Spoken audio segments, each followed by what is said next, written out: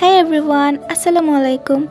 Welcome back to my little world. And today I'm so excited because officially I started my 30 days syllabus completion challenge. So গত কয়েকদিন আমি ছোট ছোট অনেক experiment করেছি and you know what, experimenting taught me my real strength. আমি বুঝতে পেরেছি কতটুকু আমি পারি এবং কোথায় কোথায় আমার ইমপ্রুভমেন্ট দরকার। ফাইনালি আমি চ্যালেঞ্জটা নিয়ে ফেলেছি।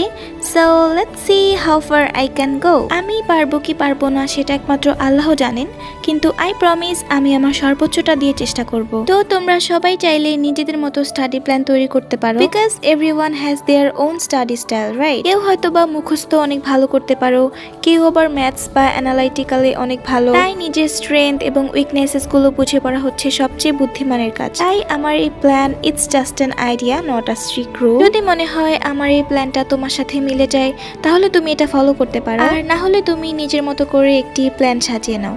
তো চলো দেখে নেই আমার স্টাডি প্ল্যানটা। তো this is my study routine plan. তো সকালের দিকে আমি একটু কঠিন সাবজেক্টগুলো রেখেছি যেগুলোতে আমি একটু উইক বা যেগুলো হচ্ছে আমি একটু কম পারি, আর এর কারণ হচ্ছে সকালে পড়তে আমার অনেক ভালো লাগে।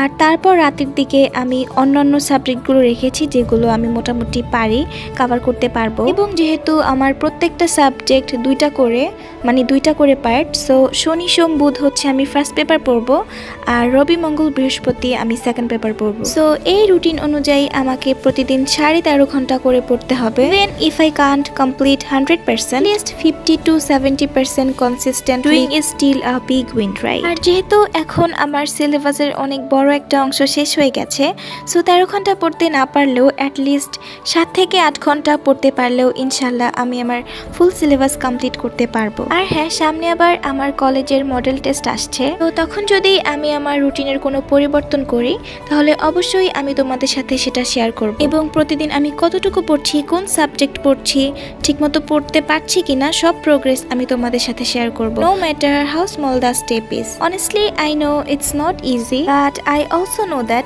easy never changes your life. So today I'm taking a new step towards my dreams. Maybe I'm not perfect.